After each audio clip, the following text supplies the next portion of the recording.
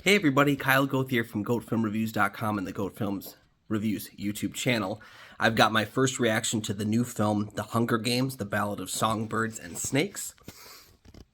Full disclosure, I've read the original 3 books in the Hunger Games trilogy. I did not read the book for this one, but I'll probably get around to it eventually.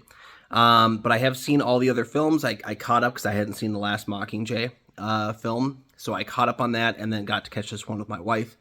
And it's a solid prequel. It's overly long, but it does have some solid performances. It answers questions that, while I don't think we need them answered, doesn't feel like it's ticking boxes. And that's a big deal when it comes to prequels, because so many of them tick the boxes. As much as I enjoy Solo, a Star Wars story, it ticks the boxes. So this one I felt was, it's weirdly paced, because it's clearly not meant to kind of have a beginning, middle, and end in the same traditional way. But it's got these sections to it. I'm glad it was all in one movie, because I think as 2 movies, it would have been way too much. I think we split movies up that don't need to be split up. I think Mockingjay was split up when it didn't need to be split up. This is a case where it's long, it's arduous, it's not as frenetically entertaining as a number of the other films, particularly Catching Fire. But when it's working, and it is working pretty often, it's solid. I like that we're examining Snow as a character, that we're looking at. Not only is it a prequel, but it's a villain origin story, which is really, I think, hard to do. So it works. I think Tom Blythe is a pretty good Snow. I think Rachel Ziegler does a good job as Lucy Greybeard. Although I will say they gave her way too many song moments in this movie. I know that the character sings a lot in the book, apparently, but I don't care. In the movie, there was too many songs with her singing. She has a nice voice, but save that for West Side Story. I don't need to see that many songs in a Hunger Games movie.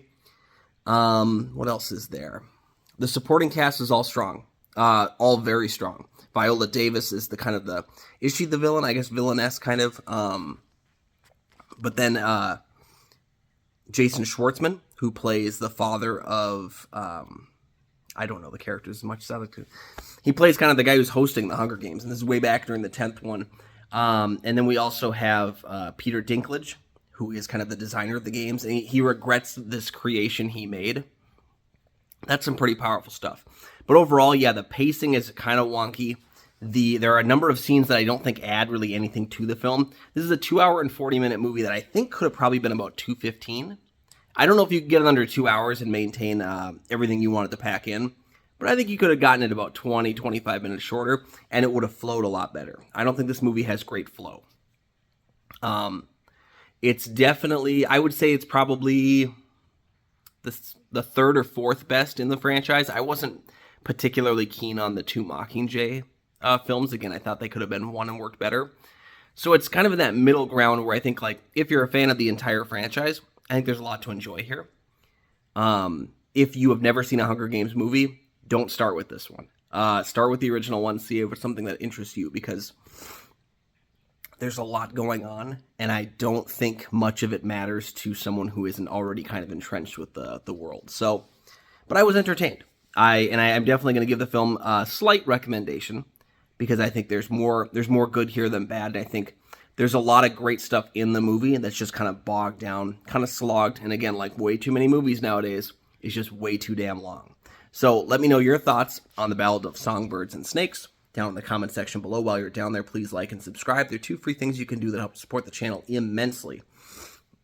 And you can never miss new episodes of the show as they drop. Also, don't forget to check out GoatFilmReviews.com. You can find Goat Film Reviews on Facebook. You can follow me at Almighty Goatman on Twitter, Instagram, Letterboxd, and Threads. And you can find my show, Kyle and Nick on Film, that I co-host with Nick Plotchuk in the St. Paul Filmcast. We have new episodes of that show every single week. All the things I just mentioned, they're down in the description. There are links down there. Go ahead and click one, and we'll see you next time.